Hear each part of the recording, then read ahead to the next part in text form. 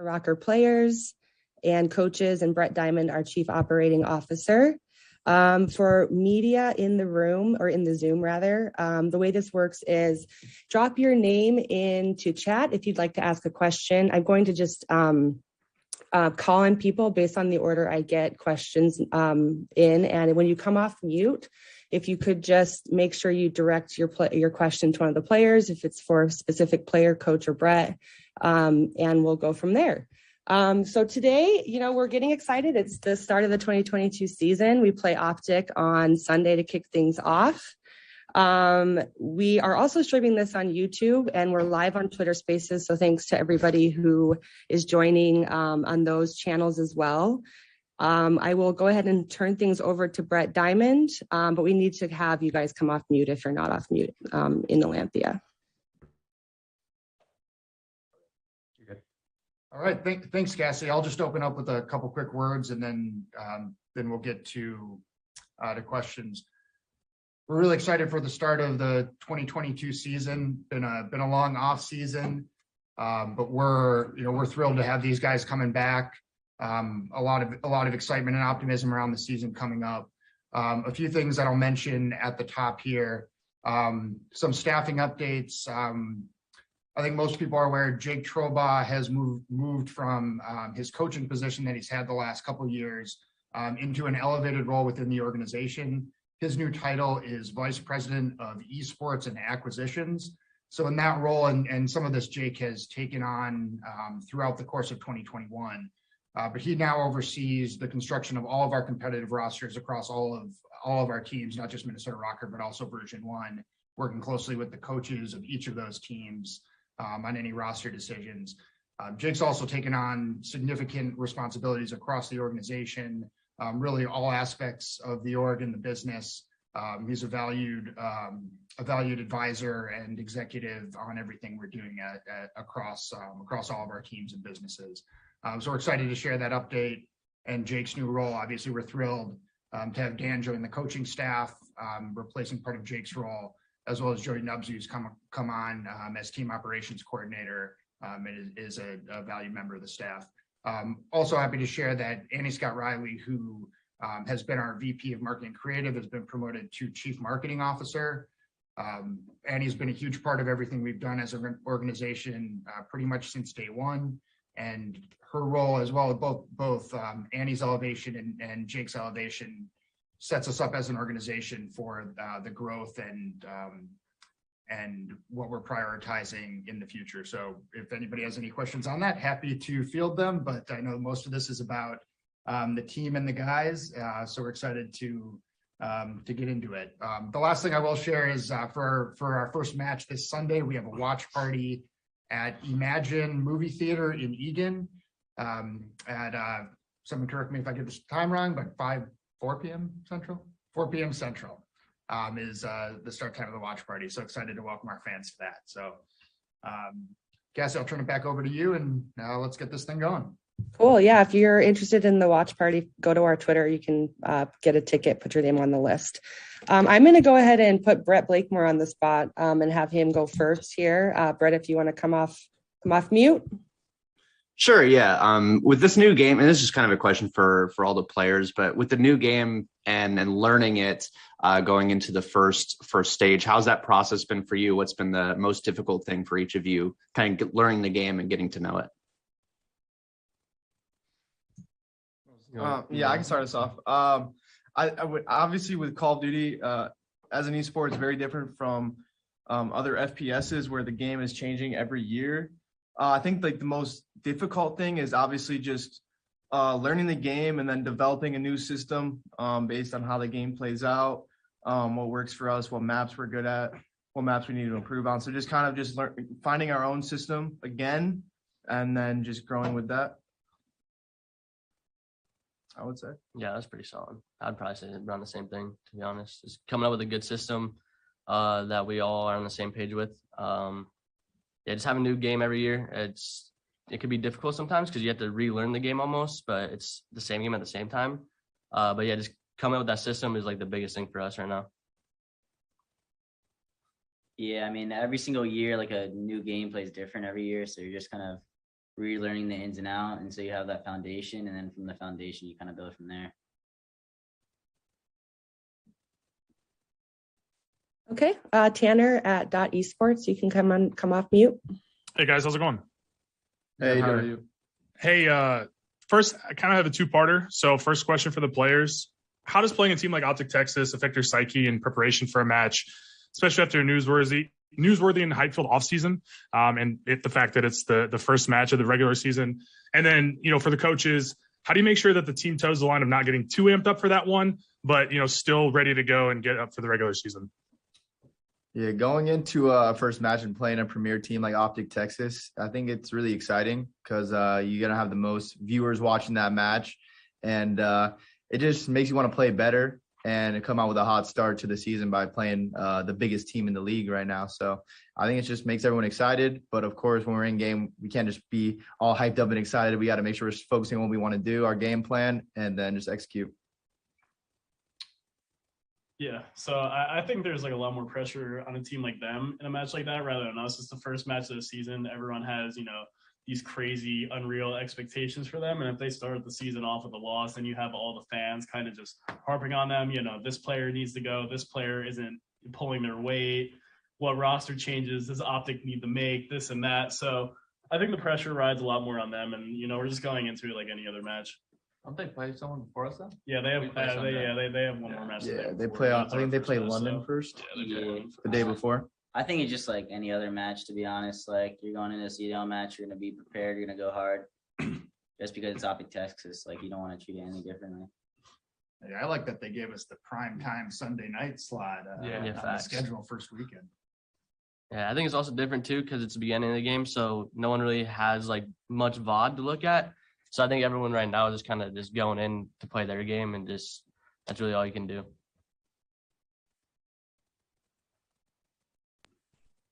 Okay, Theo, go ahead. He's got a question for Dylan. Hey, how's it going, everybody? Thanks for taking the time.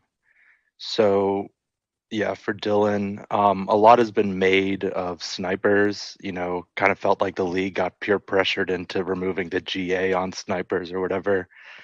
I was wondering, how does sniping feel in this game for you? Does it feel overpowered at all? And how would you compare it to sniping in Modern Warfare and Black Ops Cold War?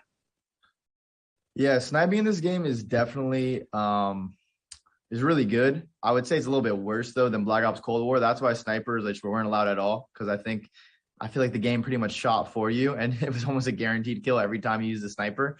So that's why they were gone. But I think it would have been bad to not have snipers in the league, especially for like the entertainment value, the plays that could be made. And they are pretty good right now. So I do think there is some things in place that they will try to make the sniper not super OP, because up close, I feel like it's very consistent with the quick scopes. Even though the ADS is kind of slow, a lot of people were getting a lot of quick scopes. Like Cammy killed Pred twice in the finals with 2 quick scopes that kind of changed the tide of the series. So I think there might be some things in place to try and get snipers worked on a little bit and not make them so good, because they're already really good. But yeah, they're still going to be in the game, and I think it's important to have a sniper in the game too. Pierre, do you want to go next?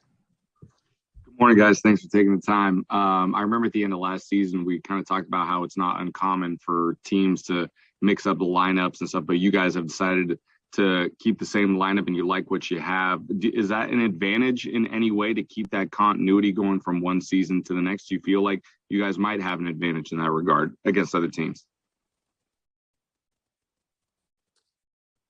Yeah, I think any team that sticks going into another year, regardless of the game changing, just people are familiar with each other as teammates outside of the game. So I think that chemistry and like comfortability is important, because you know how players are, like how they are when it comes to criticism, how they are when it comes to getting better. So I think, I think any roster that sticks going into a year has that slight advantage. But again, it is a new game. And like I said earlier, you have to develop that system, kind of just strip everything away and start with a new base, but you have that confidence in your teammates from the previous year. So I think it definitely an advantage in some ways.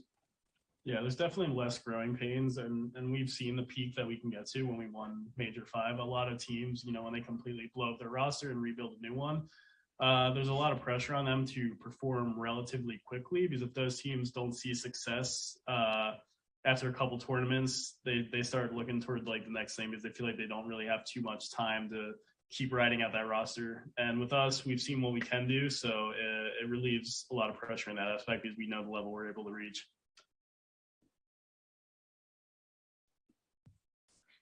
Danny from Upcomer, if you want to go next. Hey guys, hope you're doing good this morning. My question is kind of more centered towards your guys' kickoff classic performance. Obviously, it wasn't what you guys had hoped, but what were your thoughts on the event overall, and how are you guys aiming to bounce back in the regular season?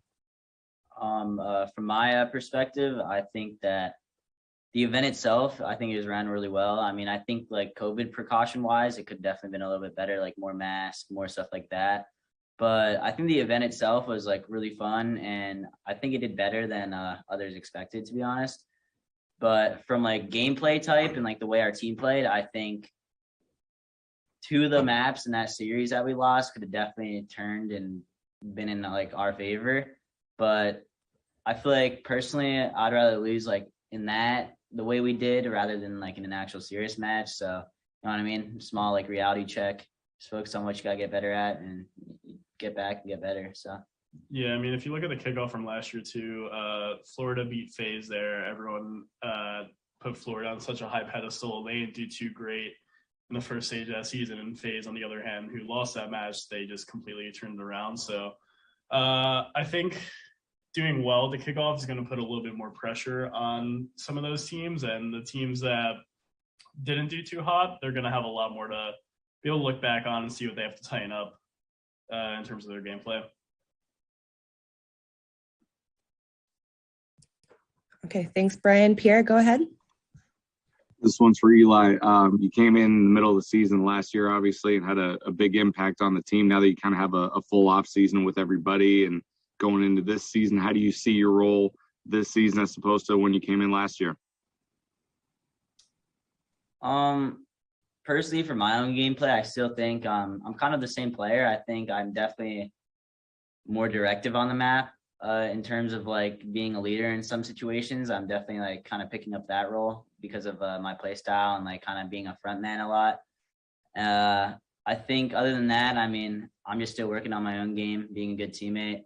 I think I'm kind of in the same kind of the same player as I was last year, just improving on my weaknesses. Okay, Theo, go ahead. All right. So this one isn't necessarily directed at one player. I guess it'll just be whoever feels most passionate about the question. So, first off, are there any maps that you guys are really into right now? And then secondly, it would be, there are some rumors that USS Texas is coming back. Would you like to see it come back and for competitive play? And are there any other Sledgehammer maps that you want to see return? Mike's a big fan of maps. I think he should take that one.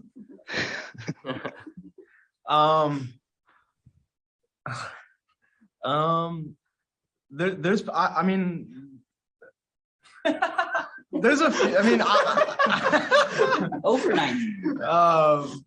Okay, this game is very different with the way the maps are structured from even MW, I would say.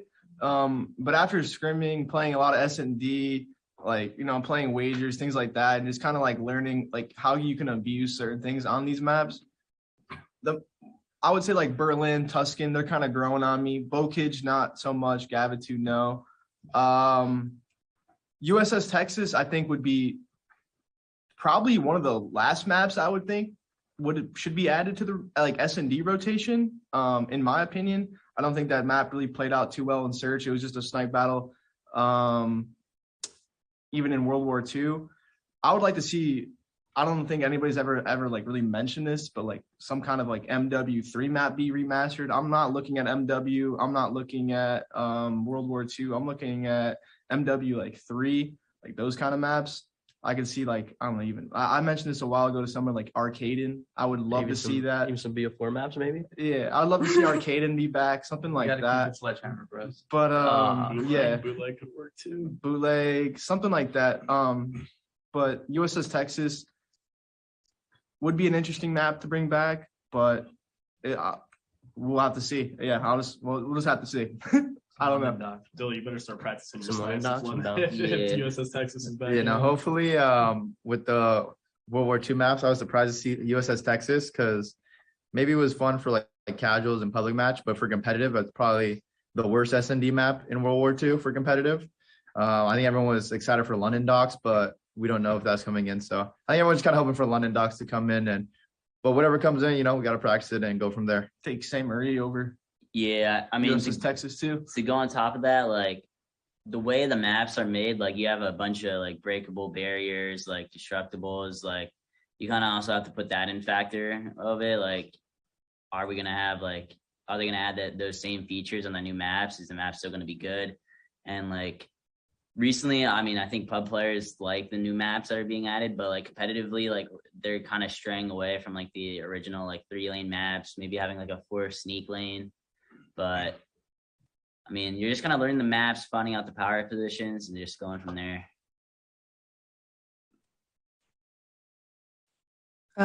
Brett Blakemore, go ahead. Yeah, I know we already talked about snipers, but just in this game in general, there's a lot more variables. And with the game being as fast as it is compared to last year, and the versatility of the team being able to run just about anything, how far are we along with the meta at this stage of the game, and how much different is it map to map? Yeah, when it comes to SND, it really depends. Like a big map like Desert Siege and Berlin, you'll probably see some snipers. And Tuscan is also pretty popular too. But the good thing about these maps are you can, if you know where the other player is sniping at, you can virtually make him useless and just go to the other side of the map or take over a certain control of it to where he's not really that impactful, especially if you know where he is. So that's one of the good things about it.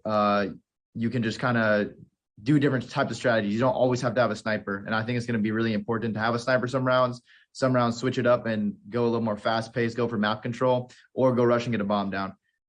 So I'm sure you're going to see a lot of different play styles from different teams in Search and Destroy this year. I'm going to take a couple questions from folks in the chat. We've got one for Looney from the tech ecosystem. How are you settling into your coaching role, and what's your approach for getting this team to the top? Yeah, so kind of like if they spoke about, they're a team that already had developed the system last year. So going into this, it was just kind of trying to fit in and just let them do their thing as the year progressed. I've noticed as of our kickoff, it was probably better to just, come in a lot harder with creating a system for them. And that's what me and Brian now have started to work harder on. And we witnessed that in our NYSL match. We just didn't really have like a proper game plan heading into these matches where our players knew exactly what we wanted them to do. And that's something that we're focused on this week, especially going against such a good team like Texas. That's something that will beat them, is proper teamwork and just a game plan. And staying true to it and making sure all 4 players on the same page. But yeah. Thanks, Danny. And Pierre, go ahead. Guys, just real quick, I mean, with the conversations that you've obviously had with each other leading up to the season, what is the expectation for this team going into this season? Win. Yeah, I mean, Wins. I think winning is just like the only thing that's the expectation. I think for us internally, we all like have high expectations for ourselves and as a team, especially coming off a win and playing well at the end of the last year. I think people from the outside looking in are still underestimating us, but internally, yeah, we feel like we have what it takes to win still. Yeah, I think the goal would just always put ourselves in a position to win the tournament.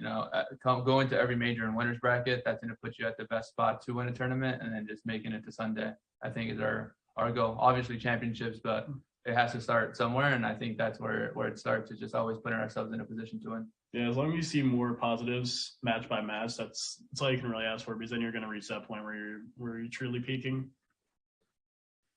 Yeah, you just want to be able to get to that level where like you're kind of getting on and you really know what you want to focus on. You have like that foundation where you're just consistently doing the same things and consistently having like a consistent winning like strategy. So just build on top of that. Yeah, with COD games being only like a year long, you just kind of have to find out what works for you like early on and then just stick with that throughout the year. There's not too much flexibility to kind of change things around and like reinvent the way you play in a lot of scenarios like there is for other games like Counter-Strike or League of Legends. With COD, you kind of have to figure out what works for you and use that as your game plan pretty much throughout the entire year once it starts sticking. Go ahead, Theo. All right. This one's pretty specific question, just based on recent news. So S&D obviously has a little issue or a big issue, depending on who you ask, after last night's update. If it's not fixed by this weekend, would you guys want to play just hardpoint and control, or would you rather kind of postpone the first week of play? Kind of what are your thoughts on alternative plans if S&D isn't fixed by match time? I think we'd still have to play. I don't see a world where we play a series that doesn't have search in it. I think it's quite laughable how this like bug happened. Like there's clearly like not proper testing. I think it kind of changes the dynamic of search in a way. It's a little bit slight advantage for the team planting just because they can now like hear around them when they're planting or diffusing. But the way I see silent plant as a setting, I don't think it should be fully silent for the enemy team either. I think it should be an initial click when you start planting, and then it should be silent because then the player has to guess, okay, are they sticking the plant? Did they hop off? There's like a outplay like potential there. There's like a clutch potential there, especially in like a 1v1. Like, are they hopping it? Are they trying to bait me out with a fake? Like there's things like that at play. So I don't think it should be completely silent, but I think that's gonna end up what's gonna happen anyway. So we're just gonna have to wait and see. But yeah, I don't think the bug is big enough or like background breaking enough to just delay matches, especially since players want to play. I don't think that will really like change too much in search. It won't really change anything. This is kind of just how the game's been the entire time, where you can just hear the plan and defuse. Yeah. And I don't know if we can do any more delays throughout the season because the next game is already about to come out in a couple months. So yeah, I get stuff started no matter what. Yeah. All right, cool. So we're not replacing S&D with Patrol is the takeaway I have here. Yeah. We just playing it out. Patrol. Appreciate it. Question from chat. I'm going to combine two, one from Matt and one from Scott. There's some media on the phone who are local Minnesota media who I think this is their first time in our press conference. So talk about what it's like playing together out of Minnesota, being in Minnesota, and have you gone ice fishing and would you go ice fishing? I'd 100% go ice fishing. That's definitely something I personally would want to try. Don't believe that one bit. Well, I'm being honest. I used to go fishing a lot with my grandparents when I was younger, and I think it'd be something that'd be really fun. But personally, I like Minnesota. I mean, I've never been a super big fan of the cold, but I mean, I've been kind of adapting to it and enjoying it. And I mean, not many people kind of get to do what we do, so I'm enjoying it. Yeah, definitely being in Minnesota is fun. It's a beautiful place, beautiful landscape. And it's a good part about our job is we're traveling a lot. We've been moving a lot recently where I lived in New York one year, Texas the next year, Minnesota the next. So it's a really cool experience. Even if you don't like a place for when you initially get here, you learn to like stuff about it and appreciate the opportunities you're given. So it's been an adjustment for, I'm sure, all of us, but we're having a good time. yeah, like whenever anybody asks me, how do you like Minnesota? I just say it's cold. But I think once the summertime comes around, it'll be a lot more enjoyable, be able to get outside, get some vitamin D. And like Dill said, like every place is a new experience. You learn different things. Like this is my fourth state I've lived in 4 years. So like, I mean, yeah, it's just new experiences. You kind of just appreciate what you can from each place. And yeah, you just kind of grow and learn from it. So. Yeah, I'd say the same thing, kind of adapting and having new experiences. It is freezing out here, but at the end of the day, our jobs are inside, so that's good. Yeah. We just get to stay inside and game all day. So hopefully it warms up soon and we get to go outside a little bit more. But The warm months are coming. yeah, We're not far off now. just got to get through the couple months of freezingness. Just got to get the right clothes and you're good to go. One more question from chat from Michael Soley. What are the differences you're seeing between Cold War and Vanguard when it comes to weapons, time to kill, speed of the game? And this Squad can be for spawns. any players. Sorry, say it again, Eli. Squad spawns. Yeah. Squad spawns are definitely the biggest difference between Cold War and Vanguard. And then, also tactical sprint is a thing in Vanguard and wasn't in Cold War. Slotting obviously stayed the same. I think the movement speed's a little bit faster as well, but the main thing is really squad spawns and then just how the game plays out fundamentally. Yeah, and for the time to kill side of things, I'm personally like more of a fan of like longer time to kill games because in my opinion, I feel like it takes like more skill for like a prolonged period of time to like get a kill. But in a fast time to kill game, you just have to be like that much quicker with your decision making and that much quicker when you're holding setups. You got to be that much faster when you're like reaction time wise. So it's definitely a different game. Like in Cold War, you could kind of sit there and watch it and you could really understand like what was going on throughout the map. I think Vanguard will definitely get to that point. I think the game is like slow, like I wouldn't say it slowed down, but people are playing much faster in the right way.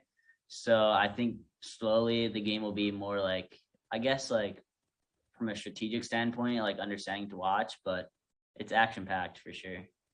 You pop a 3-piece in Cold War, you are frying. In this game, it's normal. Pop a 3-piece and they're right back in front of you in 2 seconds. Yeah, you pop a you're ready. 3-piece, you're reloading and dead instantly from a spawner. Okay, then one more from Theo. All right, just weekends coming up, games coming up. Just wondering, you guys lost Kickoff Classic, Optic lost Kickoff Classic. Sure, you've been watching their tape. How do you guys think you match up against them? It's hard to really watch too much tape in this game because the only tape you see is one game mode and scrims, which is Hardpoint. And I think they actually stopped streaming as well. I think the only team that's streaming right now is Boston. So you can watch like old film, but I think the game plan is to just go in, do what you're comfortable doing. Whatever you have a plan, try and execute that, and don't really think too much about them because there ain't much to go off of. So go do your thing, be confident, and play your game. Yeah, do what you're good at and then make the adjustments when needed. Yeah, I think a big thing too is they have a match before they play us, so we can also use that to our advantage. Whether they win or lose, especially if they lose, that's the thing with these matches and these like scheduling is if they lose, like you can just kind of capitalize that while they're down or something. Obviously they'll want to come back stronger, but something you can use at your advantage. And kind of like Bill said, there's not much to go off of. They even asked Boston not to stream their scrims, so that kind of tells you that they're head down just grinding. So we have like nothing on them other than that kickoff and the match that they're gonna have, I think, against London. So it's just more so how we prepare and how we develop our games to play and just go from there. Cool. Well, thanks so much to the media who took the time to join today. We appreciate it. Thanks to the fans who are listening in or watching on YouTube. Be sure to like the video, subscribe to our YouTube. If you're in Minnesota, join us for Røkkr's first match against Optic Texas on Sunday in Eagan for the watch party. You can find more info on Røkkr's Twitter. Thanks to everybody, and we will see y'all on Sunday.